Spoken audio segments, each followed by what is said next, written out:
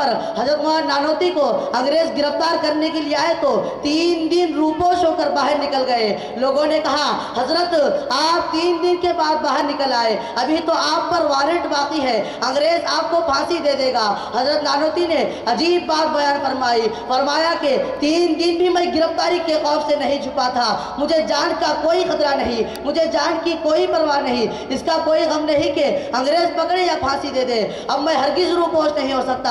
اور فرمایا کہ خدا کی قسم 3 دن بھی میں روپوش نہ ہوتا اگر غار میں میرا پیغمبر 3 دن نہ رہا ہوتا، کہیں پیغمبر کی یہ سنت نہ چھوٹ جائے۔ اللہ اکبر!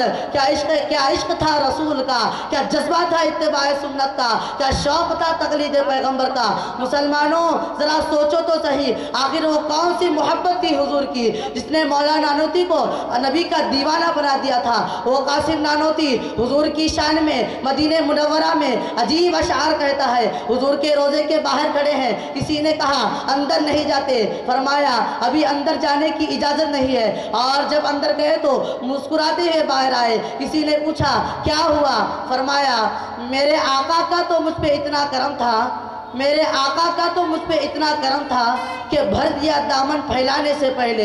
یہ اتنا کرم کیوں، یہ کیا سلسلہ ہے، یہ اتنا کرم کیوں، یہ کیا سلسلہ ہے، نشہ رنگ لایا پلانے سے پہلے۔ اور حضرت نانوتی نے حضور کے روضے کو خطاب کر کے کہا تھا ہزاروں بار تجھ پہ اے مدینہ میں فدا ہوتا ہوں، ہزاروں بار تجھ پہ اے مدینہ میں فدا ہوتا ہوں، جو بس چلتا تو مر کے بھی نہ تجھ سے میں جدا ہوتا۔ شہدائیان رسالت کے پروانوں قطب عالم حضرت مولانا رشید احمد گنگوہی کے عشق نبی کو کن الفاظ میں بیان کروں، جن کے رنگ و ریشے میں شہنشاہ کونین کی محبت کوٹ کوٹ کر بھری ہوئی تھی، جن کا چلنا عشق نبی، جن کا بیٹھنا عشق نبی، جن کا بولنا عشق نبی، جن کی ہر صبح و شام اور جن کا ہر لمحہ عشق نبی سے لبریز تھا، اور جن کے ہر قول و فعل میں عشق رسول تھا۔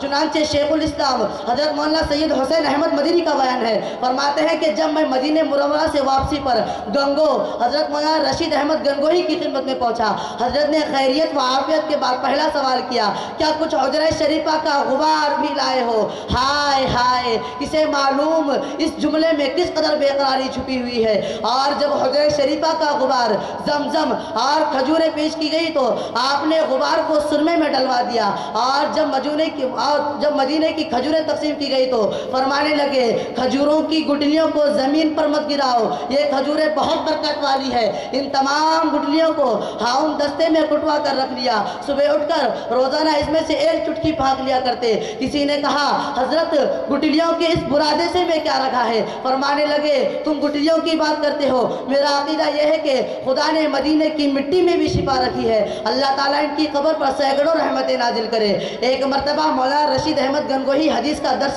دے رہے تھے، بارش آ گئی، طلبہ حدیث پڑھ رہے ہیں اور حدیث پڑھا رہے ہیں، بارش آ گئی، بارش کی وجہ سے تمام طلبہ اپنی اپنی کتابیں لے کر اندر چلے گئے، اور حضرت مولانا رشید احمد گنگوہی نے اپنی پگڑی بچھائی اور اس میں طلبہ کی جوتیاں ڈالنے لگے۔ لوگوں نے کہا حضرت یہ کیا کر رہے ہیں؟ فرمانے لگے میں جوتیاں اس لیے اٹھاتا ہوں کہ تم رسول اللہ کی حدیث پڑھتے ہو، میں تمہاری جوتیاں نہیں اٹھا رہا ہوں بلکہ میں تو رسول اللہ کے مہمانوں کی جوتیاں اٹھا رہا ہوں۔ اللہ اکبر!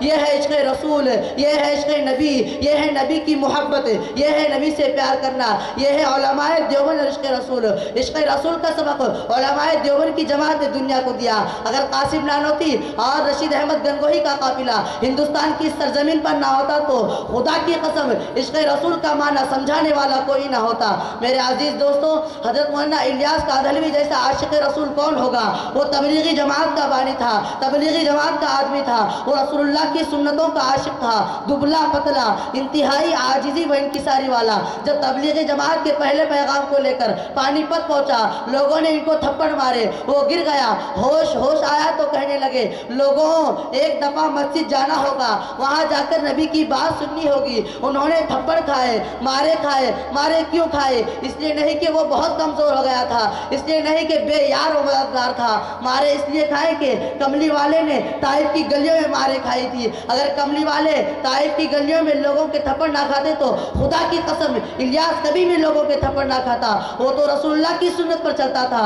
علماء دیوبند رسول اللہ کی سنت کے عاشق تھے۔ ہاں مسلک دیوبند سے تعلق رکھنے والا ہر شخص نبی کا سچا عاشق ہوا کرتا ہے، نبی کے نام پر اپنے آپ کو قربان کر دیا کرتا ہے۔ علماء دیوبند چند کوڑیوں کے بدلے کبھی اپنے ایمان کو بیچا نہیں کرتے۔ ذرا تاریخ اٹھا کر دیکھو، ایک دو الیاس نہیں بلکہ سینکڑوں الیاس تمہیں ایسے مل جائیں گے جنہوں نے عشق نبی کی خاطر اپنی جان آفری کے حوالے کر دی۔ اٹھائے ورق کچھ لالا نے، کچھ نرگس نے، کچھ گل نے، اٹھائے ورق کچھ لالا نے، کچھ نرگس نے، کچھ گل نے، چمن میں ہر طرف بکھری ہوئی داستاں میری۔ میں یہاں پر اپنی بات ختم کرنا چاہتا ہوں۔ وآخر دعوانا ماشاءاللہ حضرات، اب اور ایک آخری تقریر عربی کی ہمارے پاس بچی ہوئی ہے۔ ہمارے عربی درجے کے طالب علم سید عطاء الرحمن دگلور سے درخواست کرتا ہوں کہ